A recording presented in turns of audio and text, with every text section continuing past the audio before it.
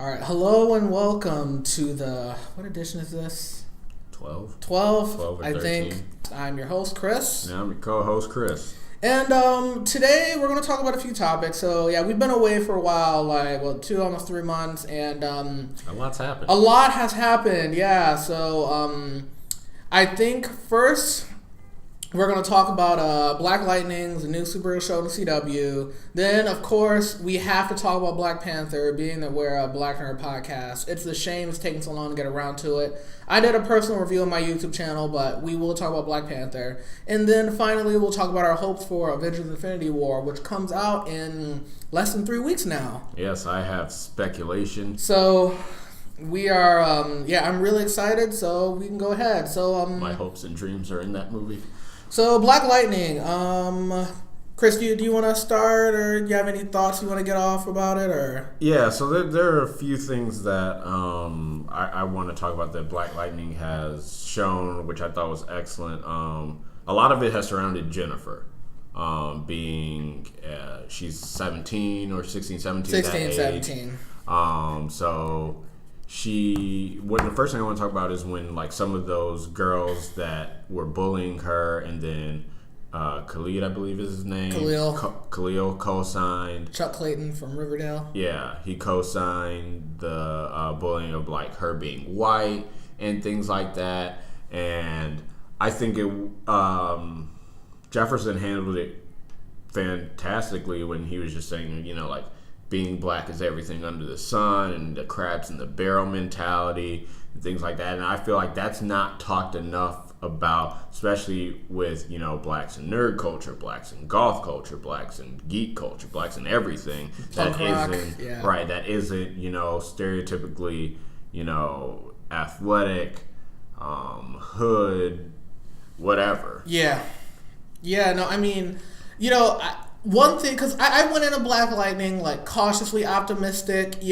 My fear was that, okay, well, we had Luke Cage. Is it going to be too similar to Luke Cage? Mm-hmm. I didn't want it to seem like, oh God, people are going to look at this and it's going to be a Luke Cage knockoff. It's not, for a variety of reasons.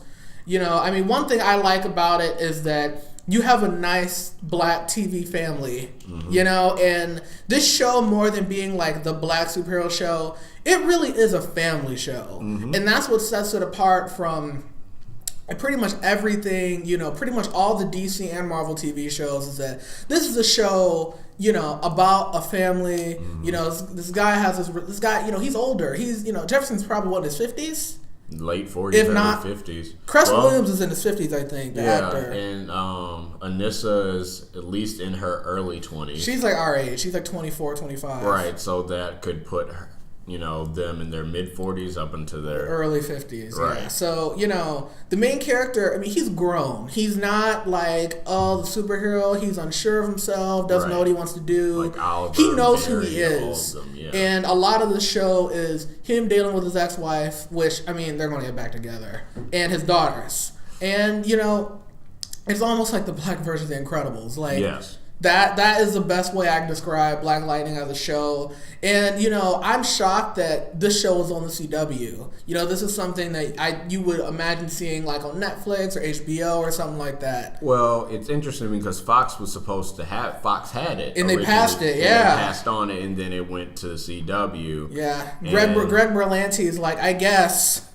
Yeah. Yeah, he's like, all right, sure. Yeah, so, I think that's interesting. And so you can see that sort of, the cheesiness of the CW hasn't really seeped too much into it. No. No, it hasn't. It for the most part, it's pretty grounded. There is some like kind of sci-fi, conspiracy type stuff. No spoilers, but you kind of feel like, okay, this is something that actually could have happened. Right. And they do, even the fictional sci-fi stuff, they connect it to like things that happen in real life, like the Tuskegee experiments and stuff like that, which that isn't a huge. I'm not really giving anything away with that, but like the idea behind the Tuskegee experiments is presented in this show with like a superhero edge, and you're kind of like, that's really interesting. Right. Well, you know what? I wouldn't be surprised that the government or whoever did whatever, like, that makes sense. Or some private entity. I think another thing that the show has done well is you see the juxtaposition between Anissa and Jennifer when they got their powers. Anissa was so for that she's the protector. She was like, this is going to help me she's be a social justice protector. warrior type. So as soon as she gets her powers, she's running out and punching folks and, fighting drug dealers and protecting whatnot. Women. And then Jennifer, when she gets her power, she freaks out. She is like afraid. She's like, I don't want to do this. She's like, I just want to be a kid. Right. I don't want to be a freak. And I think one of the more powerful moments was when she was just like, will I be able to have kids? And then Lynn is just like, I don't know. It's like I don't know if you've seen like there's a meme. I don't know if it's like a Vine or like Snapchat or something. There's a meme where there's like a black it's like a skinny black guy who's got a bunch of tattoos and he's just kind of like he just like it's like you know what I mean, like the awkward I don't like when you don't have a good answer when someone has a question or like when someone calls you out on something you're just like. Because I saw a lot of people were just like, well, Jefferson had them, so obviously, and I was like, well, it's different because she's a woman. She's the one that bears the child. You don't know how that messed around with anything. Yeah, you have no idea, and I mean, she's the second generation. And I mean, as far as representation thing, I mean, as far as representation of in like superhero media, you've got 3 black women. Who are main characters on a single show, and they're all distinctly different. They all have their own arcs. They all have their own, wants and needs and agency and whatnot. And that's just not something you see in a lot of shows, like, period. Right. Because they're all, Lynn, Anissa, and Jennifer, they're all different. Mm-hmm. And they're not the carbon, cookie cutter sheets that, you get of these one-dimensional female characters that you get on different CW shows, movies, you name it. They all are their own person. Yeah, and even like so the main character Jefferson, he has a guy who helps him out named Gamby, who's like his tech support, type person, and even he's some people have compared him to Alfred, but he's still a little different because no spoilers, but I'll put it this way: he gets his hands dirty a lot more than I think Alfred would in the Batman comics. Like Alfred will occasionally have to go out in the field and like sometimes he'd like wear a Batman suit to like help Bruce hide his identity or something. But Gamby is out here. I mean, he poisons people and he has no qualms about like knocking people upside the head. I'm like, okay. And he's a tech guy, but he's not like the tech people in all the other CW shows where he's making a pop culture reference every 5 seconds and making jokes and being super quirky. What I'm trying to say is that Black Lightning is not following a lot of the typical CW tropes. Yeah, a lot of the superhero tropes. Tropes, period. Yeah. Yeah. So. There is no Felicity equivalent. Thank God. Yeah. But I think so. Something interesting that happened like last week or 2 weeks ago was Stephen Amell said, "Oh, the crossover's coming," and I'm just like, I don't want that. Well, the thing is like. I have a feeling they are going to do some sort of crossover at some point. I mean, spoilers isn't a real spoiler. All the shows, including Black Lightning, got renewed for new seasons, which I'm not shocked, especially because the CW, they're going to start doing more original programming on Sunday nights now. Right. So I'm not shocked, but I'm afraid You're just hitting with all these like electrical puns. Grounded, shocked. I've been doing some writing lately. No, I was like, well, I've kind of been job hunting, and I've had to kind of beef up some of my writing experience. So I've been doing some writing and blogging recently. Sorry, it's been a while, but no, since Black Lightning is so good right now, and he's just kind of off doing his own thing. And the other CW shows, even Legends have their highs and lows. And I'm like, God, I really don't want them to bring I don't want like Barry's nonsense to like come into Black Lightning and just, But like none of the shows really fit the situation that Black Lightning has. Black Lightning this is his area, this is his hood, this is what makes sense. You have the Flash where you're dealing with not real world ramifications, but like it's not contained to just his city. Yeah. When you have Zoom or Eobard Thawne or Savitar, which are all speedsters, which is, his area. Oliver doesn't really make sense there. Black Lightning didn't really make sense there. Supergirl does because she's fast. And most of the legends don't make sense there. But then when you have Oliver, this was Oliver season 1 or Oliver season 2, Black Lightning could have fit there. If this was comic book Oliver Queen, it would have made a lot more sense. Right. Because comic book Oliver Queen is a social justice warrior. Right. You know what I'm saying?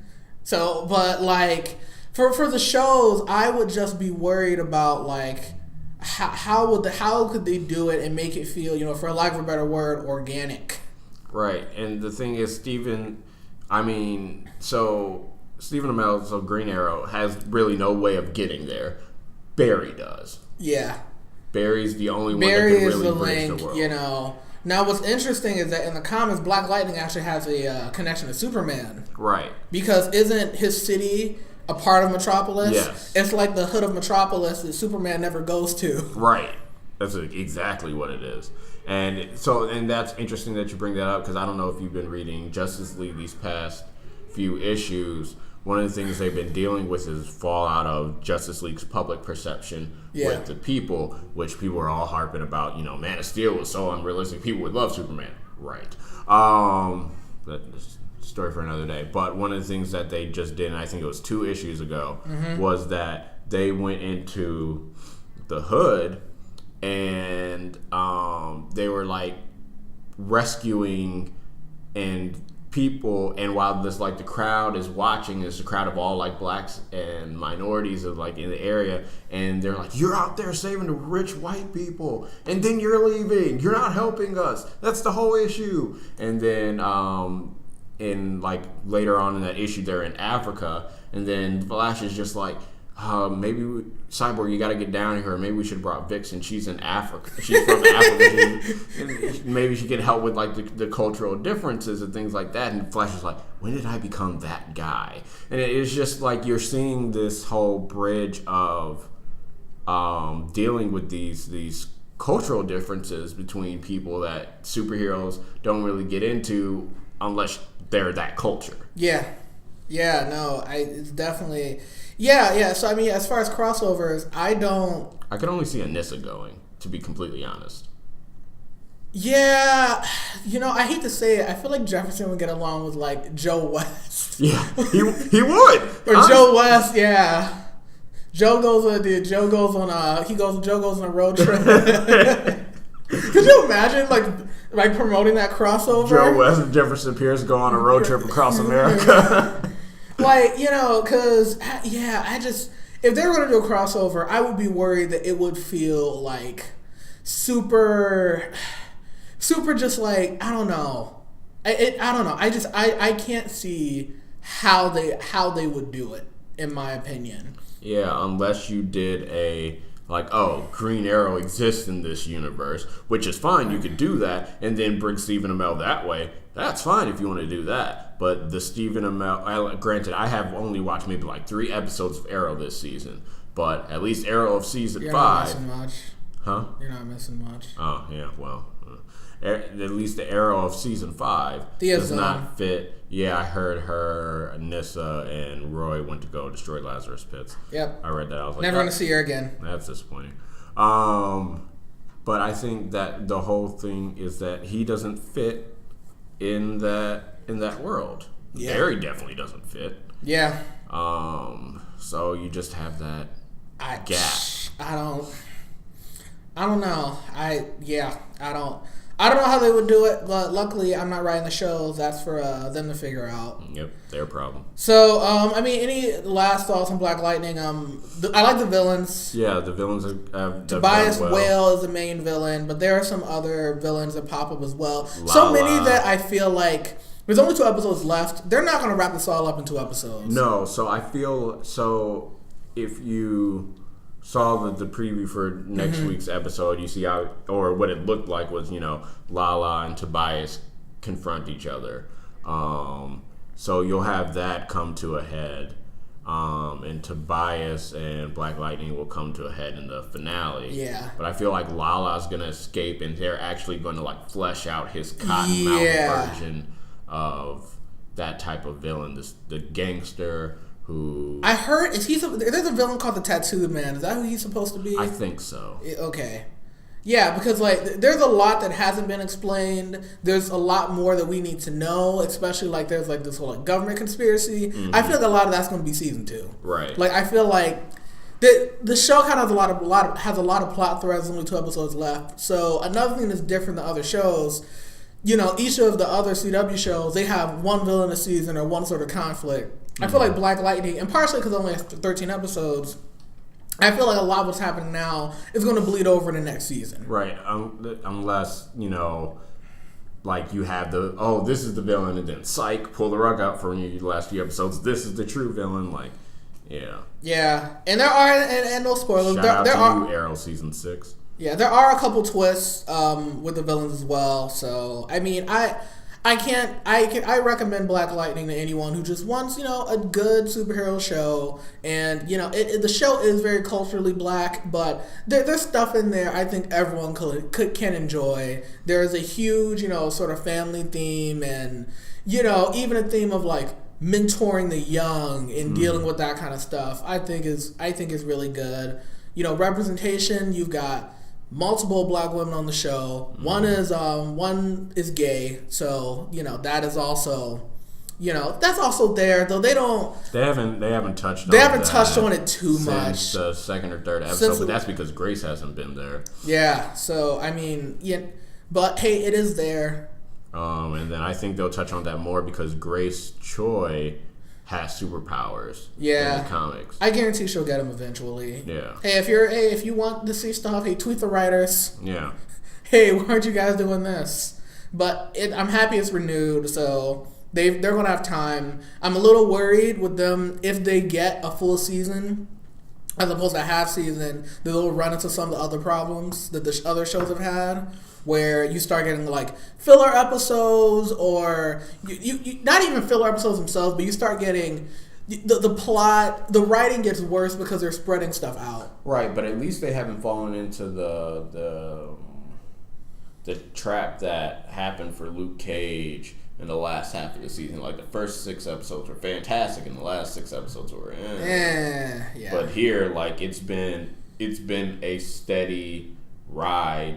Steadily, yeah. I would say it has been a steady ride. Yeah, I mean, because like when I think of shows like for instance, like Riverdale's not a superhero show, but it is on CW. Riverdale had a half season. And for season 1, the season 2 got a full season. Season 2 to me is just all over the place. Yeah, that's very true. Because like season 1, I felt like was just a steady. All right, well we have these characters have their arcs and they're like a murder mystery, and all right, hey, this is okay. Season 2 to me just feels like a random, where like every episode characters act completely different. A character will go from being like completely dark to being like nice and friendly next. It's like what is. Right, they have so many plot threads, and like so then you have someone do something extremely smart one episode, and then the next episode they do something extremely stupid. And I don't want to spoil.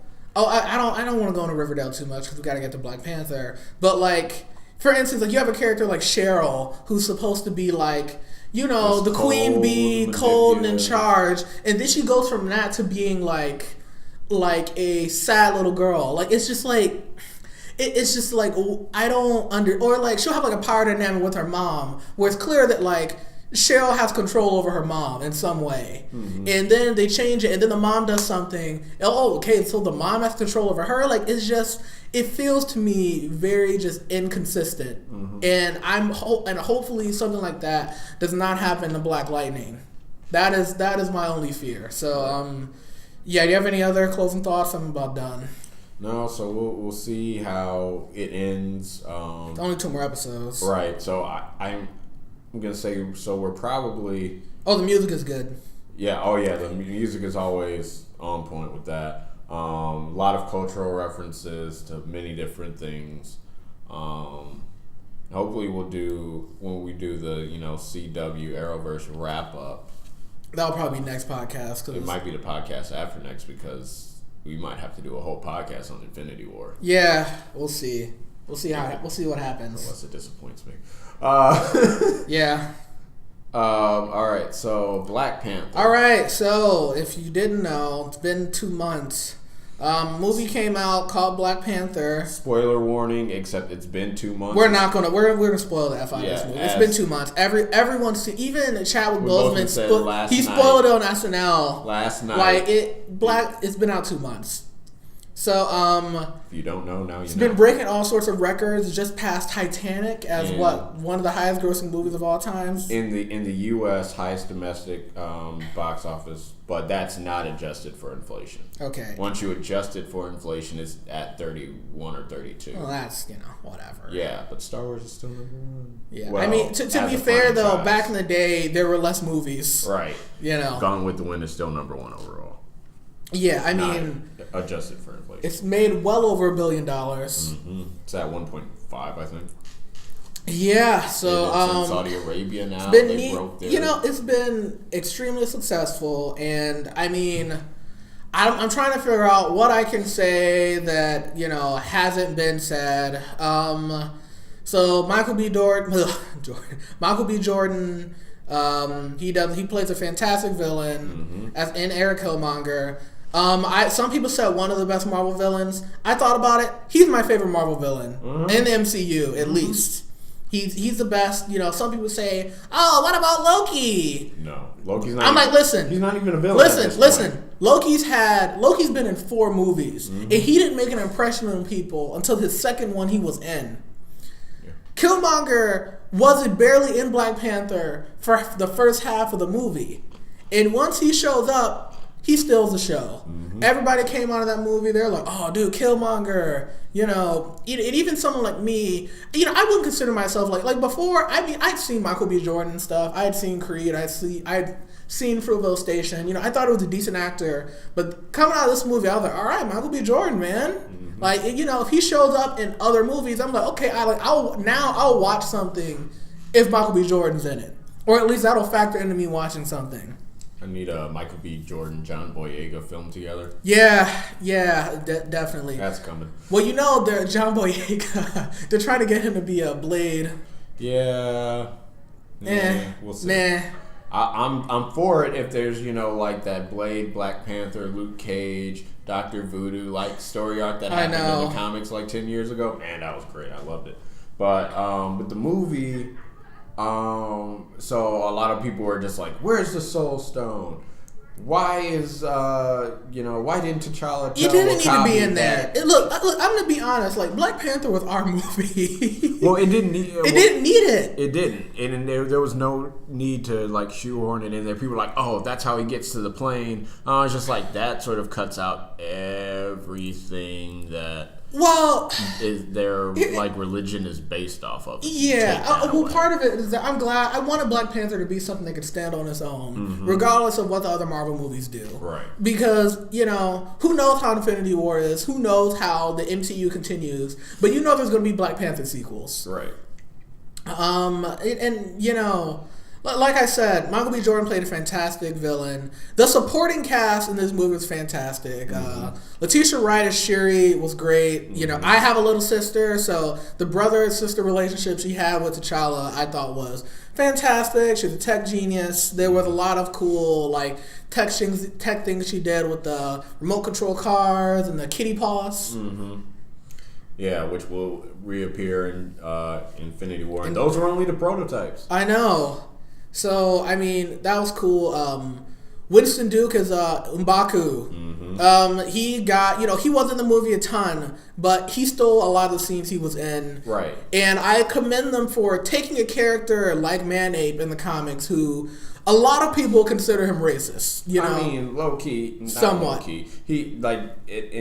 He sort of is, but also... I mean, he hasn't gotten a lot of play in the comics in the past. 20 years. Because they're like, the black guy in a gorilla costume, do we really want to do that? Yeah. But the way they did it in his movie, so M'Baku, they don't call him Man-Ape, they call him M'Baku. Right. And I think they call him the Great Gorilla at one point. Because that's his tribe. But pretty much, he leads... the Mountain Tribe, which is this tribe that kind of stays away from the rest of the tribe of Wakanda and kind of does their own thing. And I mean, he was great. He has his funny line in the movie where he threatens to eat Agent Ross, and then he's like, "I'm kidding. We are vegetarians." it was funny, you know, and then the Jabari tribe kind of helps out at the end, which you knew was coming when he said, "Oh, I'm not going to help you," right? To T'Challa, and you're like, all right, well, he's got to help, you know, right? So it can be dramatic, but yeah, and I mean that actor, it was like his first real movie, so I'm pretty sure, you know, he's going to be. You'll start seeing him more in a lot of stuff. Hope Winston Duke is not a one-hit wonder. Right. You know, I mean, he's going to be in Infinity War at least. Right. Probably in the background somewhere. He'll probably be in. Well, he's up front at least in well, not up front. He's behind T'Challa, but he's at least there with Okoye. Yeah. And Nakia's not in it. No, Nakia's not in it. Lupita Nyong'o's probably, you know, too expensive. Working on them research centers. Yeah. She's heading up the research centers in Oakland. Right. So there's that. I think that, you know, one of the debates that has popped up out of this movie was Killmonger right? You know, did Wakanda have the duty to, you know, go save black people all over the world? And I think that's been touched on the comics a lot, and one of them, and I hadn't read this until a few weeks ago, there was a in Black Panther comics, the 2005-2008 run, there was a future scenario played out where King Solomon's frogs were talking to the Watcher, and a future that played out was that basically the Wakanda, it came down to Wakanda versus the United States. United States took out Latveria, took out all this in this, like, you know, superhero initiative. This is not a Civil War thing. And then what happened was the American Avengers came and attacked Wakanda. Iron Man created like these big giant Iron Man suits, as he's prone to doing, except he attached himself to one of them, so all the damage he received, and no one knew that. Then he died, and so that sort of like stopped the war, but Wakanda basically won. And so Storm is talking to her son about this, because he's just like, what do you mean Wakanda would lose its soul if it went out and conquered the world? Like, we won, obviously, so why wouldn't we go and do that? And so what she was talking about was that if you went out in the world and you conquered everything, that you would become the very people you tried to stop. And which is like they become like new colonizers, pretty much. And so you heard that in the movie. Black supremacy. Right. You heard Nakia say Wakanda's spirit is strong enough to, you know, hold up against it. But the thing is if you have, you know, Killmonger said oppressed people, but he was clearly talking about black people. Yeah. What about all the other oppressed people around the world? Yeah, well, I mean, it gets complicated, and there are good like I would say like black leftist critiques of Black Panther, you know, and some people said, well, hey, they didn't like they saw Killmonger as like black radicalism, and they feel like it was bad to like vilify black radicalism in a movie, you know, but you have to acknowledge that this movie is set in a world that's different from our own, and you know, I think Killmonger, he was purposely meant to be sympathetic. You know what I mean? Where most audiences came out like, hey, you know, yeah, I understand why that guy did what he did. Right. You know what I mean? So I don't think the movie framed black radicalism as like, oh, this is just like, he's just evil. You know what I mean? So I think I mean, it's a tough question, I think, because like in real life, we don't have answers for a lot of these problems, you know?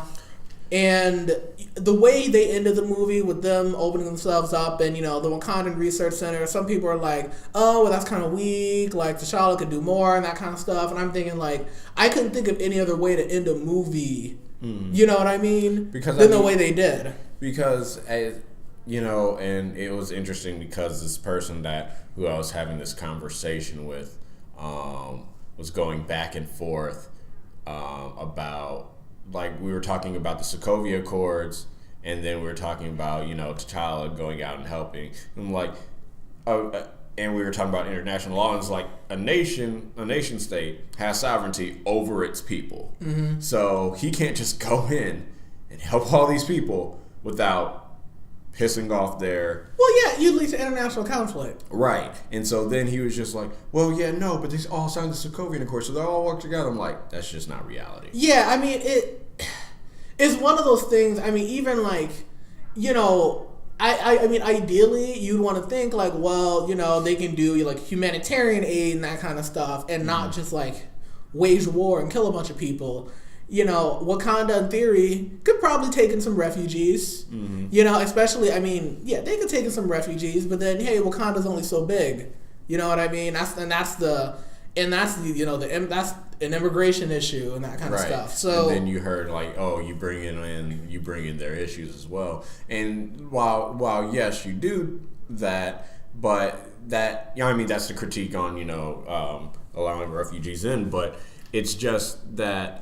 It's not just taking people in; it's taking everybody in. Because you take one person in, you should take somebody else in, and that keeps going, and that keeps going. And yeah, Wakanda is a localized area; it's very small. So, granted, it could grow and everything like that, but that's not the spirit of where that character and where that country comes from like the comics. Even when the world knows that they have vibranium and they're this technological powerhouse, they are still secluded, and which leads to, you know, in the last iteration where Killmonger tried to invade Wakanda, he was originally backed by the U.S. government, and then he, you know, went off the reservation. So then if he won, then they were going to go in, unseat Killmonger, take over, create a...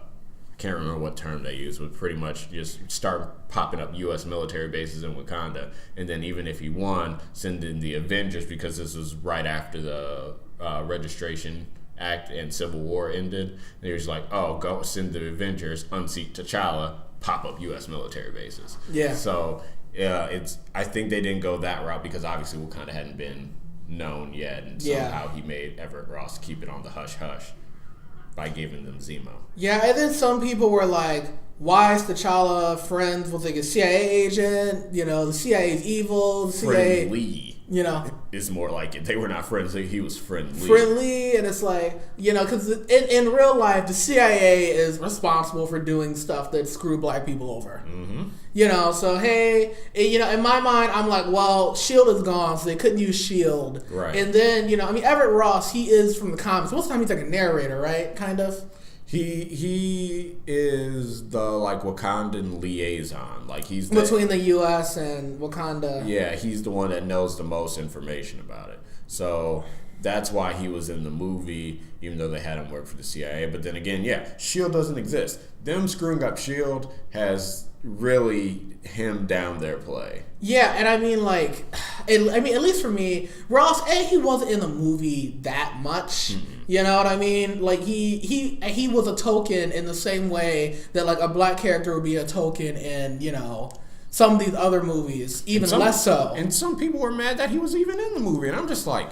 You know, it's like, you know, and it's like, listen, Ross was fine to me. He didn't take up space. You know, he wasn't in the movie that much. And I mean, even in real life, hey, if you were a leader of a country, any leader of any country should have CIA connections. Right. You know, in theory, because you don't want America to just invade and take you over. You know what I mean? Right. And then the other thing we have to look at is that coming from Black Panther and looking in the future of the Black Panther movies is Claw is dead. Yeah. Killmonger is dead. Granted, Killmonger gets raised from the dead, but then he gets killed again, so there's that. Yeah. You have Achebe that's out there who turns Nakia in the comics. So Nakia is probably going to be a villain. If they do. Yeah, if they want to go that route. If they go that route. So you have those two villains. And then other than that, you have White Wolf, who was essentially morphed into Killmonger's character because White Wolf was like T'Challa's half-brother. That's what they call Bucky at the end, right? Right, that's what they called him at the end. That's what Shuri calls him in the comic. In the like Marvel Avengers Infinity War prelude. Calls him that. That was a waste of money. Because all it did was like, the first one was literally a recap of the end of Civil War with like 5 or 6 panels of what happened after. Well, I pirated it, so. Yeah, well, there's that. And I'm sorry. So then, so you take that villain off the board, and then you have Doom. Yeah, I mean, for Black Panther or 2. Namor. I'm curious. I mean, I don't know. I have no idea what they're going to do. The thing is, I kind of have to see Infinity War to figure out like the landscape.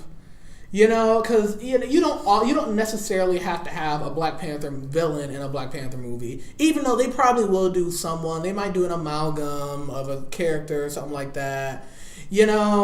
I'm curious. I'm curious to see what they're going to do. They could bring Killmonger back, zombie Killmonger. Well, I wouldn't recommend that until like 3. Yeah, I know. M'Baku seems like a good guy for now. Yeah, and turning him into a villain wouldn't really like play well because it essentially be like W'Kabi fighting Black Panther at that point. W'Kabi. Yeah, Daniel Kaluuya's characters can never make good decisions. Yeah, he just does not have that spirit of discernment. No, he doesn't. He is just making when he was like, "My love, would you kill me?" and she's like, "For Wakanda." Without question. Without question. And you could tell, like, sorry, it's off topic, but you can tell in that moment that she was like that is like a black mom where it's just like, listen, I love you, but if you're tripping, like, I'll take you out. Mm-hmm. Like, you know what I'm saying? Yeah. And so you had that, and the Rhino, was just like, I'm not attacking her. Yeah, the Rhino's This is the homie.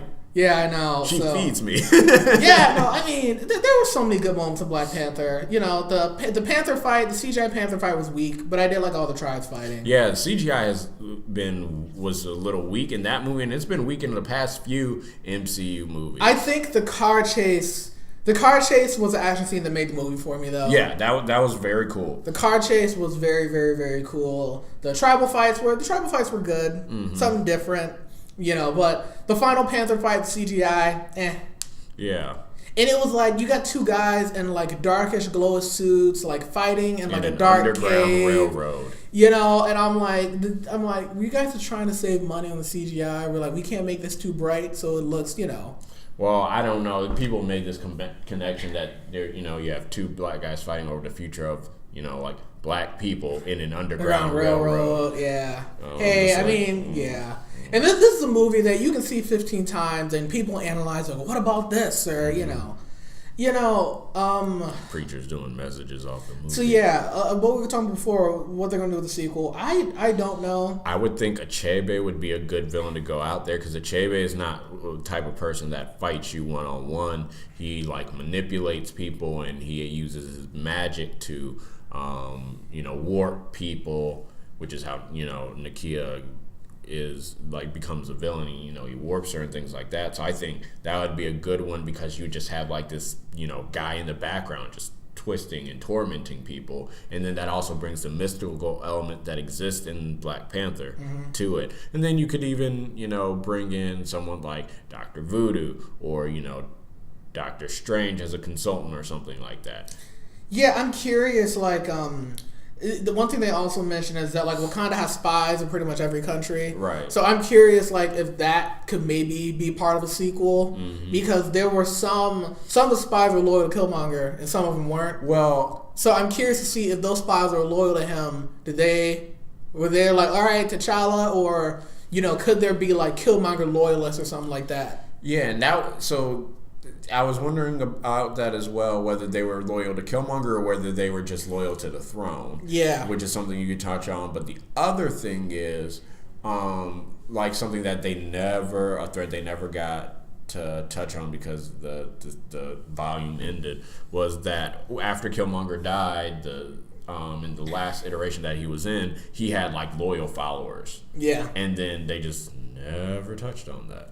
Because everything else happened in the Marvel comics. Because the idea of like a dead character having followers, I've seen it before in comic stuff. Because like this is random, but like Batman Beyond, remember the Jokers? Yeah. There were like a bunch of like gangs that like modeled themselves after the original Joker, who was allegedly dead at that point. Mm-hmm. So like I'm curious to see if they would have, if there could be like Killmonger loyalists or something like that. Yeah, well, at least in the comics, film. what they were paneling was that one of the lines between who would eventually became the leader of it and T'Challa was T'Challa was trying to tell him like hate only brings hate. You need to end the cycle of violence. And I was like you. There was a man who killed my father as well. And then the kid was like, "Did you kill him?" And T'Challa didn't answer. He's like, "That's what I thought." Yeah. And so that would have been an interesting thing to play off of. Like, hey, what right do you have to say I can't avenge my father's murder, even though T'Challa wasn't one that killed him? Yeah. And something like that. So I mean, that would have been. Also, we never learned who's Killmonger's mom. Who knows? Doesn't matter, I guess. I guess it doesn't matter. Because at that point, he didn't bring her to Wakanda, so she's either dead or he, just didn't connect with her ever again. I don't know. Yeah. So overall, I think it's an understatement to say it's a good movie. Right. Everyone's seen it. Most people's critiques of the movie have to do with like internal messaging, which is a lot of stuff is just up to you and how you interpret it. Or that one reviewer who said he didn't like it because Black Panther didn't punch enough bad guys. I was just like, dude, you just want to be the one person that didn't like the movie, so you. I know someone. He's probably never gonna listen to this podcast, so it's okay. Someone I knew in college. He's kind of always been like a super conservative. I personally have always seen him as a closet racist, even though he's one of those people who claim he never was. He was texting another one of my friends and told him that he saw Black Panther and he didn't like it. And then my other friend was like, "Why?" And then he goes, "Well, I just thought the acting wasn't good." And then my other friend responds, "Did we see the same movie?" And they're both white. He's like, "Did we see the same movie?" So I'm just sitting here like you can, again, there's good like black critiques of Black Panther. Mm-hmm. You know what I mean? But like to say like, "Oh, the acting was bad," I'm like, really, dog? Have you watched some of the MCU? Really, dog? Like, and like there's some people like you're just showing your true colors. Like if you've seen the Thor movies and you're like, "Oh, this is great." You liked Ant-Man, and then you're like, "Oh, I don't like Black Panther." It's like, really? Really, dog? Thor did have Thor and the Dark World had two of some of the best acted out MCU scenes ever. Which ones? When Thor gets banished. Yeah. Him and Anthony Hopkins, that was great. Yeah. And then when Thor's mom dies. Yeah. That whole scene, those two were great in some really crappy movies. But those stand out. Those stand out, yeah. But it's a cherry on top of the poop. But I'm just some people, it's just, oh my god, and it was kind of funny because one thing I saw was that before the movie came out, there's some typical racist people who were, they were gonna try to smear the movie and bash the movie for whatever reason, but pretty much the reviews were unanimously good. Mm-hmm. So Breitbart. Yeah. Someone in Breitbart wrote this article about how Wakanda how T'Challa is like Trump and Wakanda should be like Wakanda is like an alt-right country. Yeah. I was just like, so now you've got people who are now they know that the movie is good. They're like, okay, well, we're gonna co-opt it and make it about us. Mm-hmm. And it's just I'm really gonna fight you. It's just why would you say something so stupid? Yeah. You know what I mean? It's like, oh, well, T'Challa's like Trump because he wants closed borders. No, he doesn't. He doesn't know. You know what I mean? He doesn't know what he wants. And immigration is part of the, conflict of the movie. Right. So it's just some stuff I'm just you guys are just tripping right now. You're just reaching, but yeah, I don't know what else to say. I'm excited to see what they'll do with the franchise next. There's ways it could go. Some people want them to kill off T'Challa and Shuri can be the next Black Panther. You got to give some time for that. Yeah. Obviously, you don't even have to kill him because he doesn't die when he abdicates the throne to her. Isn't he just injured or something? Well, sometimes he's injured. Sometimes he's just like, you know what? I'm old. Sure, you got this. Yeah. I've done what I came to do. Yeah. But not all Black Panthers died to pass the throne on. It's just like other rulers. Sometimes they're just like, can't do this anymore. I don't want to do this anymore. I'll just be a consultant. Yeah, but I don't know, man. I mean, it's had a huge cultural impact. Like, my parents loved it. You know. Yeah, I mean, one thing I thought was interesting, it was like a movie like for all ages. People took their kids, teenagers saw it, people our age saw it, parents saw it, grandparents saw it, my grandma saw it, everybody saw it. Mm-hmm. You know, and it was like one of those things, like for the next month, if you needed an icebreaker to talk to any black person you knew, it's like, oh, you see Black Panther yet? How about that Black Panther movie? You know what I mean? Yeah. I was in the barbershop and, you know, someone's just like, oh, y'all see Black Panther yet? Oh, yeah, I loved it. That, you know. So, I mean, it was cool. There were people who dressed up. And, I mean, man, it was, I hate to say it, the Black Panther phenomenon was almost as fun as the movie was. Mm-hmm. And I just hope, like I said, one thing I said in my YouTube review is that I hope Black Panther isn't like, this isn't the end. This should be the beginning. Right. I want more stuff like this to just come out. Mm-hmm. Because now it's proved to be financially successful. Hey, I mean, come on. And you got, you know, other minority groups, you know, Asian people are like, oh man, we want our movie now. And, you know, you get queer folks who are like, oh, when are we going to get our queer superhero and stuff like that? And I'm just like, hey man, you know, write those scripts. You got ice, man. Yeah, you do. Write those scripts. Go to those producers, you know, say, hey, we want to make, hey, we can make at least half as much as Black Panther did. Yeah. So, you know what I'm saying? And I think the other thing that we have, like the one thing I like to do now is, or the past few weeks, me and my brother have been torturing parents and like some of our older relatives that they're just like, Thanos Claus is coming to town. Dude. He's going to wipe Wakanda off the map. He's going to pimp smack T'Challa. He's going to pimp smack Iron Man. I'm here for it. Yeah. So you want to get an Infinity War? Yes, Infinity War. All right. So we've seen quite a few trailers for Infinity War now. It comes out in. Yeah. So this is interesting because you know they moved up. They moved it up a week. Right. And so normally you get 3 trailers for a movie. You get the teaser. You get the first official one, then you get the second official one. The second official one generally comes, or you know, besides the international trailers, the second to last one comes out generally a month and a half before the movie. Mm-hmm. We're 3 weeks away, and we don't have that second one yet. They've been doing a lot of little TV trailers and TV spots, which I kind of hate TV spots.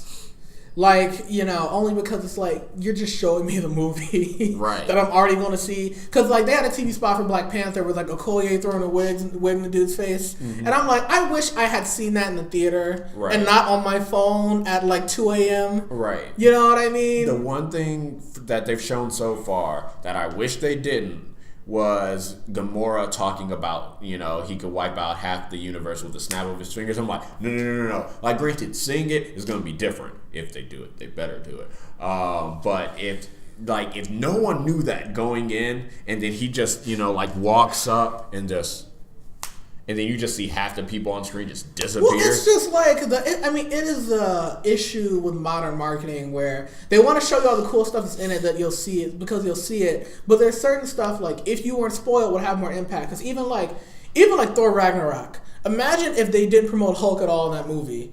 You're like, in Thor Ragnarok, they're hyping up like, oh, Thor's got to fight the champion. It's like, who's it going to be? You don't know. And then the Hulk comes out, and this is a big moment. Well, you saw in the trailer. If you weren't spoiled by that, you would have been much more surprised. You'd be like, oh, because the whole thing was like, because no one knew where Hulk was after Ultron, which was dumb. You know, so whatever. So that's why I'd get annoyed with TV spots. But I will say the trailers themselves have done a good spot at just hype you up for the movie and not. Like one movie that got a lot of shit for its trailer I remember was Batman v Superman, because like one of the trailers, Doomsday. Not even just Doomsday, but the trailer itself literally was like almost like a summary of the movie, like beat by beat, in like that like 5-minute one. In like the order of it, everything was in order, and like in a trailer, you should not have things in order at all. You should have quotes. If people are saying stuff like voiceover or whatever, you should have voiceover match with something that actually doesn't match up with in the movie. Mm-hmm. You know what I mean? Like, in my opinion, all the trailer needs to do is show a bunch of cool stuff to get people excited, and it should not in any way like give away. You shouldn't give away any twist, obviously, but it shouldn't even give away like the flow of the movie. Because with this Infinity War trailer, I mean, people have pieced together what they think is going to happen. I've done that. But nothing's confirmed, and I have my kill list ready. Yes. Well, before we get to that, before we get to the kill list, so I have 3 requirements from this movie. Okay. 1, I need the snap in there. It's an iconic moment in comic book history. I need that snap. Where he snaps and everybody dies. Half the universe just disappears. Mm-hmm. 2, I need Iron Man to get pimp smacked like nobody's business. I've already seen it in trailers, so I know it happens. Iron Man needs to die. Yes. In my opinion. Cap, I'm 50-50 on, but Iron Man needs to die. And 3, I just need it to not be too comedic, too humorous. Like, granted, when characters meet and certain things happen, yes, that can be funny. But when the battle starts, nah. I need despair. I need terror.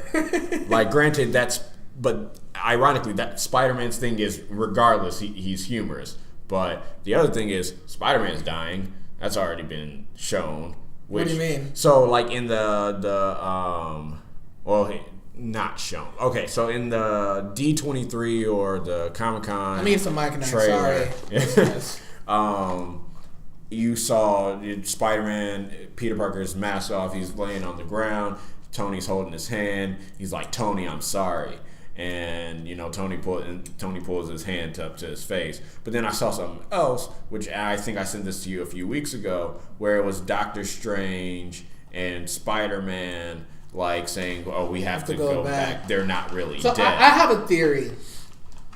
I think, at least if I were doing the movie, we know there's going to be an Avengers 4. Right. And I believe Ant-Man and the Wasp is going to take place before Infinity War. I hope it does. It should. And I believe Captain Marvel's taking place in the past. Right. So they can do whatever. In the 90s. Taking place in the 90s. So if I were writing this movie, I would kill off remember it was a part 1 and part 2 before, and they changed it. I don't know why they changed it. In my opinion, everybody should die in this. Mm-hmm. And then in Avengers 4, you bring some people back, but not everyone. Well, that's how I would do it.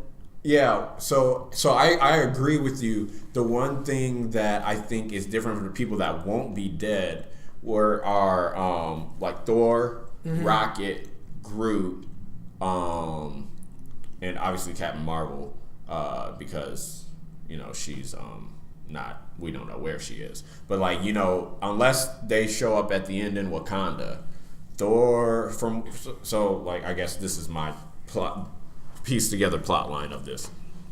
So we know at the end of Thor Ragnarok, in the end credit scene, Thanos' ship came to Thor and Loki's ship, and Thor and Loki are looking at it. Yeah. We've seen in the trailer that Loki hands over the Tesseract Loki's to Thanos. Dead. Right. Loki's 100% he's dead. Right. He was probably doing that to save his skin. He's probably dead.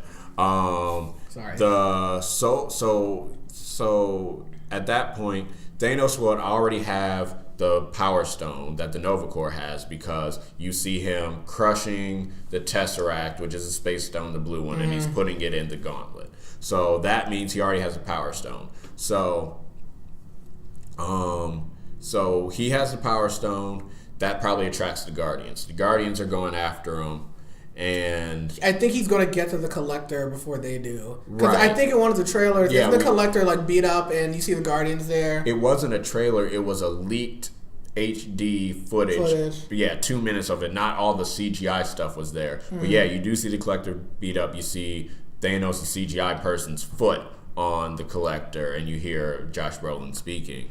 So he's probably going to get the Reality Stone, but he won't have it in the stone thing because it's a liquid right now, which is also weird. Another thing you also got to remember is that they do fake shoots for trailers. Right. So he might have Reality Stone in that scene, and they just edit it out to confuse people. Right, and that could also be very accurate as well. Because a good example is like Ragnarok.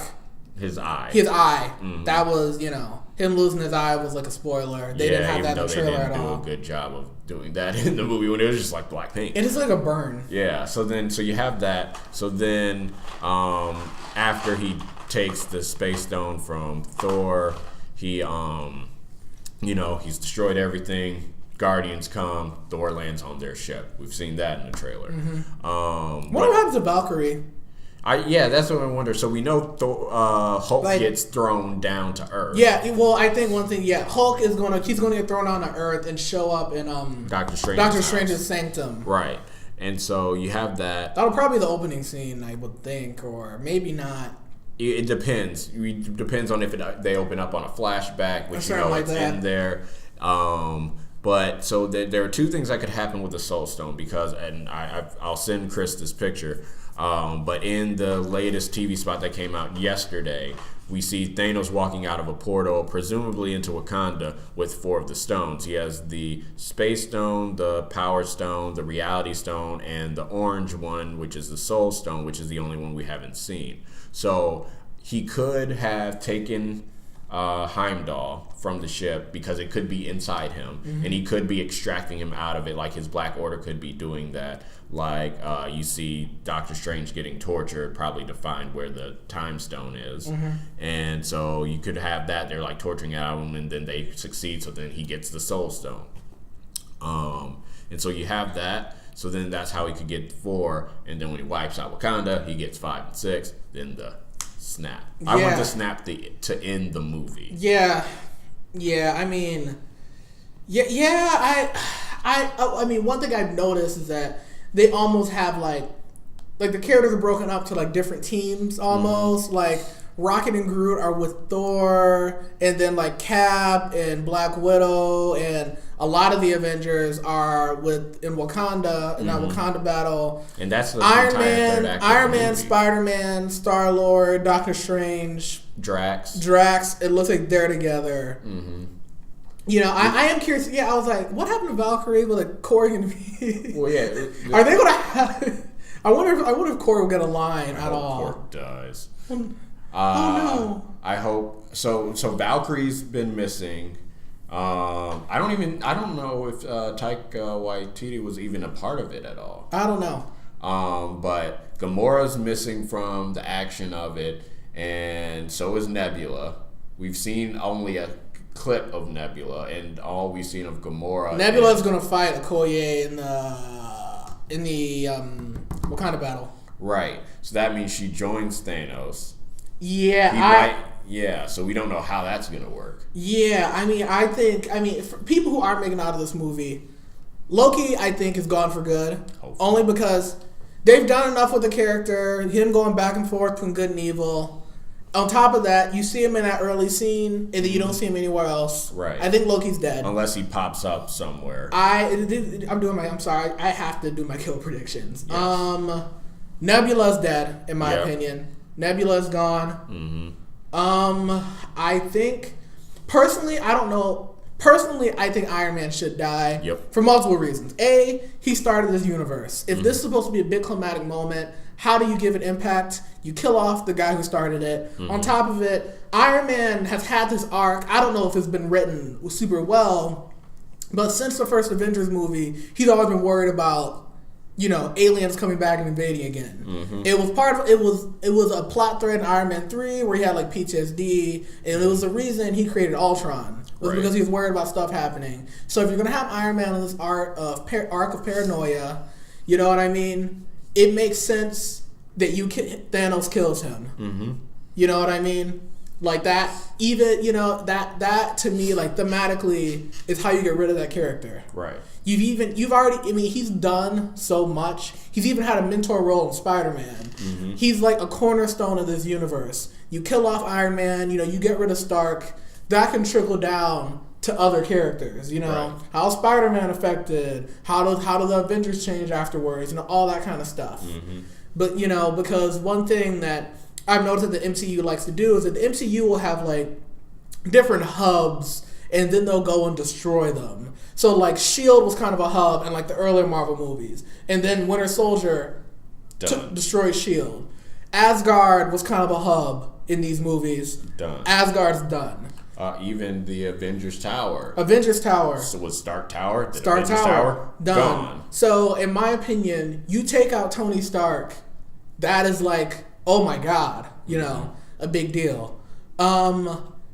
Vision is dead. Yeah. But I do think what they could do, or what I would want to see them do, is that they kill off the Vision as we know him, and maybe somehow Scarlet Witch is pregnant, or she has a kid, and there's like a mini Vision or like a Viv Vision, like he has a daughter in the comics or something like that. Maybe not in Avengers, not in Infinity War, but if they do Avengers 4, I can see something like that. I can see him being reborn in another form. Yeah, well, what's interesting is that I remember they were doing casting calls for Avengers 4, right? And there was all this speculation because there was casting call for, like, young twins. People were like, Scarlet Witch and Vision had twins in the comics. It must be them. So that's the only thing that stands out in terms of that. But, yeah. The other thing is, Shuri might be trying to get Vision to live without the Mind Stone in it, so that might be a thing as well. That might possibly be what she's defending. But in my opinion, at least for the way I would do it, I think the Vision as we know him dies, and we get some sort of new Vision.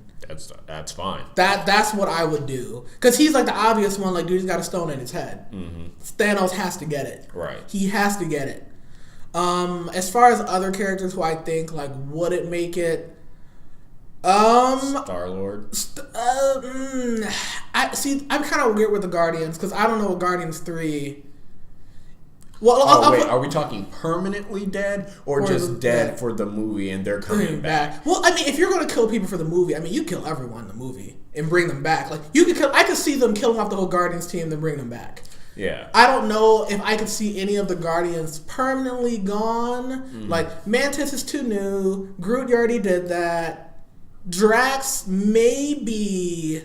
Gamora, maybe. I don't see them getting rid of Chris Pratt. I don't see him killing Gamora because that's his daughter. He actually still likes her. Mantis is too new. Mm-hmm. And she's comic relief. They're not going to get really, at least not permanently. Only Star-Lord would have that real emotional impact. Yeah, like a permanent death. I don't think Thor, Rocket, and Groot are going to make it back for the battle. Yeah. I think that's why you still have Avengers 4. But the thing, and I think after we finish like this specific discussion, we should take like 5 minutes for our predictions for Infinity, like Avengers 4, and see how that speculation matches up before and then after we see the movie. Mm-hmm. But the thing is, you have. So what we're seeing, or what we think we're seeing, is Thor with Rocket and Groot at the Skyforge. Mm-hmm. Building Thor a new weapon. Mm-hmm.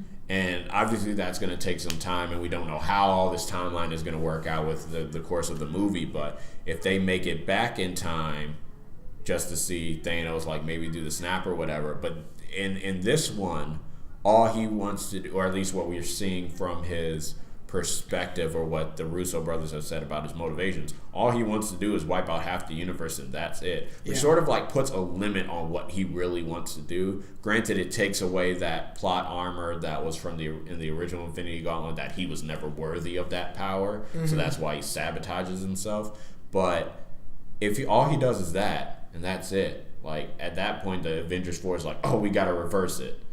And that gets sort of boring because he's just gonna chill with the Infinity Gauntlet and not do anything. Yeah.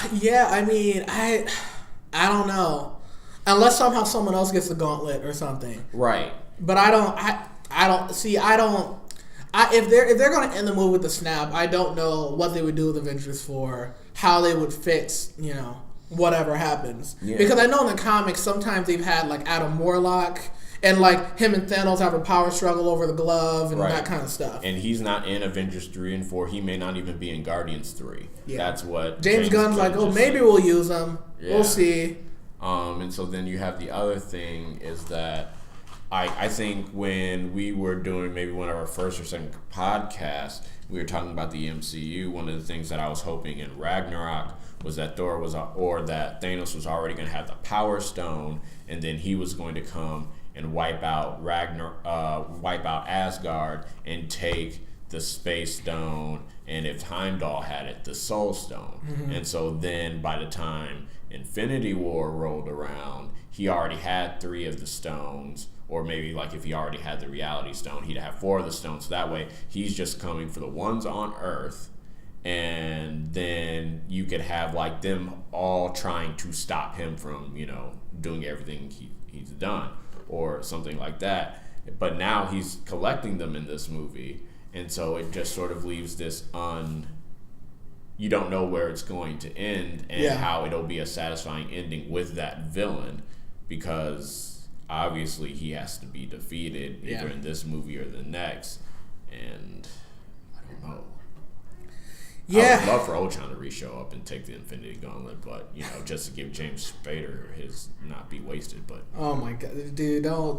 We don't have to mention Ultron. Don't go down that rabbit hole, okay? So I think I'm still really excited for the movie. I'm still worried. I still have the same reservations. Cautiously optimistic. It actually has it's tracking lower for an opening than Black Panther did. I'm not shocked because the thing about Black Panther is that Black Panther got the Marvel people to see it, and you also got a lot of people who you normally wouldn't go see a Marvel movie. Mm-hmm. You had old people. You had people were taking their parents and grandparents who normally wouldn't be interested, mm-hmm. and it cut across. Like Black Panther, you had a lot of different groups who went to go see it for different reasons, mm-hmm. I guess, as opposed to Infinity War, which is just, some people's going to be, it's just another Marvel movie. Mm-hmm. Now, I have noticed they've been putting the Wakandans in those Infinity War trailers. Mm-hmm. Like, they know, because I think before they were like, when they were marketing Black Panther, you remember the first Infinity War trailer came out before Black Panther did. Mm-hmm. And he had that line, get this man a shield or whatever. And at first I felt like they were kind of like, well, hey, if you're on the fence about seeing Black Panther, he is going to be in Infinity War, so you might want to see Black Panther just so you don't miss anything. But now, since Black Panther's been so successful, mm-hmm. they're doing the reverse. They're like, oh, you love Black Panther? You want to see Wakanda again? Well, you can see it in 2 months. Right. And you know what I mean? And then they released, it's the entire third act of the film. Yeah. And it plays a big role. Yeah, because they would have never said that, because they're trying to keep everything closely guarded and secret, but they're slowly. Because my parents want to see Infinity War now, because now they're like, oh, Black Panther's in it? Yeah, we'll go see it. Mm-hmm. My mom was like, why would we want to go see a movie where Wakanda gets wiped out? I was like, they're bringing it back. Yeah. So, I don't think none of the Black Panther characters are dying permanently. No. Not even M'Baku, just because they're going to save those characters for their own movie. Mm-hmm. And Marvel's going to protect those characters because they know how much money they made. Mm-hmm. So they're like, we got to be careful before, whatever. I'm looking forward to Thanos bringing a planet or a moon down on someone. He could kill Wakabi, though. I wouldn't care. Wakabi's probably not even going to be in there. No, he's just going to be sitting in his He's in a Wakandan jail cell somewhere. Just chilling. He deserved that, though. Oh, the other thing is, the Marvel game I play on my phone, Contest of Champions? Yeah. So they're culminating their Infinity War event now. So mm-hmm. they split up the event quest. Part 1 was this month. Part 2 is going to be next month. At the end of this part, you see, because they do cut scenes through it. And mm-hmm. so in this cut scene, you see, I took a screenshot of it. It just looks so weird. Thanos and Hela, and he's addressing her as Lady Death and everything like that. And I'm just like, that just looks weird. That is weird. Yeah, so if you have that in there, people have speculated that's what she would be doing and everything like that. I'm like, that plot thread doesn't really fit with how they're trying to make Thanos. He's trying to keep the universe from being out of balance and just destroying everything, having the universe destroy itself, because apparently that happened on Thanos' home planet. I'm just like, I get trying to make an empathetical villain, but having a galactic tyrant isn't someone you're trying to have people empathize with. That's trying to empathize with Frieza. That just doesn't work. So. Yeah, no, I mean, I'm just, yeah. So, I mean, that's, I don't play a ton of mobile games. I probably should. I don't know. I finally beat Zelda Breath of the Wild, so that's been taking up some of my free time. Mm-hmm. Been watching some anime, but are there any closing thoughts you have on Infinity War? No, I'm cautiously optimistic about it. I am excited for it. I think we should bring in my friend Alan. Honestly, this podcast would have been good for him, but the next one definitely will be, because he only saw the first trailer in the superhero TV and the Super Bowl TV spot, and he has watched nothing else. He's read nothing else about it. You pretty much have to. The problem, at least for me, is that I follow so many people that are part of like geek Twitter and Black Geek Twitter and that kind of stuff that like I can't escape it. But he's like only on Facebook or something like that. Yeah. So he's really cut himself. You gotta like shut off social media and inside baseball is part of what I want my job to be. So yeah, it's tough. But yeah. So I'd really see like his expectations for the movie and then how he thought like they handled everything, as opposed to us who have like watched everything and see like, oh, these are our speculations. This is just to see how that differentiates itself. When do you have your tickets already? Yeah, I'm going to see it the 26th. The 26th. Okay. All right. No, I mean that'll be cool. I mean, right before final, so it's my gift to myself. Yeah, I should be. I'll probably see it the first day it comes out. I'll probably see it multiple times. Mm-hmm. We'll see what happens. I'm trying to think of any closing thoughts I have. I mentioned, for the most part of my kill list, I feel like characters, like, they could kill off the Hulk, maybe. Yeah. They could kill off Mark Ruffalo. I think Black Widow is going to be kept alive. Falcon, Bucky, I could see them living. War Machine, I don't care.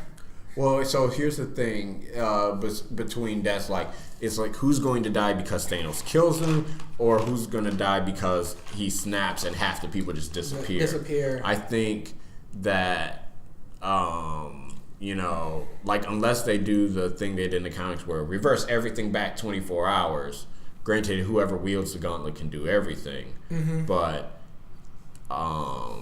it's just like, how can you justify Cap staying dead permanently? And you can't do that until Avengers 4. So I think anybody that dies in Avengers 3 can be brought back in Avengers 4. They just die finally in that movie. In that movie, yeah. Because they could kill off Cap, but in my opinion... But he's already in Avengers 4, but apparently they're like, oh, it's time travel, which means he doesn't have all the stones because time stone. Like, in my mind, Iron Man is the one that needs to die. Yeah. If you want stakes, Iron Man's the one that needs to die. I guess he's married to Pepper now, or whatever he proposed in Homecoming. Yeah. Kill him. Kill. No one can be happy in comics. Kill Iron. Yeah, that's what I'm saying. Kill Iron Man.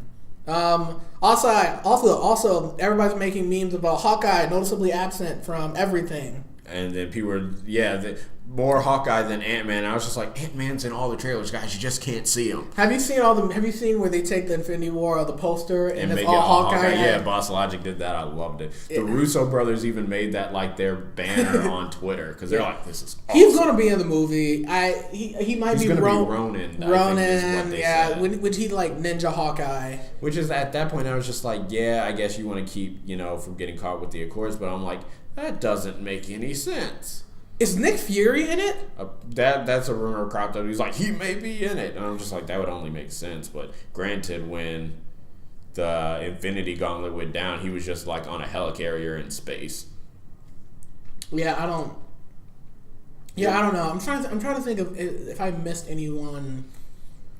I wonder what happens to Valkyrie just because I like Tessa Thompson. Right. So I feel like she should just hang out in Wakanda after they finally killed Thanos. Right. She'll be like, I'm gonna chill here.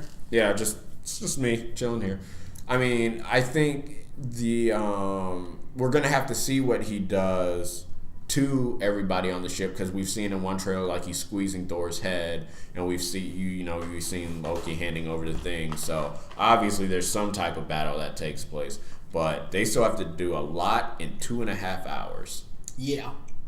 This movie's gonna move fast. It's gonna jump, and I feel like it's going to jump as much as Batman versus Superman did in its first one, and people are just. I feel like people are still gonna love it, but I hope it doesn't. I hope it doesn't have that many problems with pacing. I hope it's like a few jumps here and there, but honestly, like let the movie breathe. Yeah, I mean, no, I agree. It definitely. I hopefully the movie has time to breathe. Again, there are certain characters that don't need to be in the movie that much. Mm-hmm. You know what I mean? Groot, I love Groot. Does not need to be in the movie that much. Like there are certain characters. If Groot was grown, yeah, but teenage Groot can't really do much. I like he's texting. Yeah, I like. Yeah, I like Groot. He's a fun character, but I mean, yeah, I think we're in the same boat. Cautiously optimistic for Infinity War. Hopefully it's fun, and hopefully there are some stakes. Iron Man needs to die. That's about all I really. That's about all I really have. You have anything else you want to talk about before we sign off? Nope. I think we covered what could possibly happen in Avengers 4. It's a big question mark. Yeah. Dragon Ball Super is over. Yeah. For now. Boo-hoo. The end was sort of predictable. Yeah. My Hero Academia is back, so that's all I care about. Yeah, it's a pretty good season for anime right now. My Hero Academia is back. Tokyo Ghoul is back. One Punch Man 2 or One Punch season Man's 2 coming just back. got, Attack on Titan's coming back during the summer. Dragon Ball Super is getting a movie in December. Persona 5 has an anime, which is a good game. So I have hope for the anime, as long as they don't butcher it. But yeah. So I think we're gonna go ahead and sign off. Yep. So I'm Chris. I'm Chris. This has been the 11th edition of the Two Black Two Nerdy podcast. Let us know what you think about any of this stuff in the comments below, and we'll catch you guys next time. See you after Infinity War. See ya.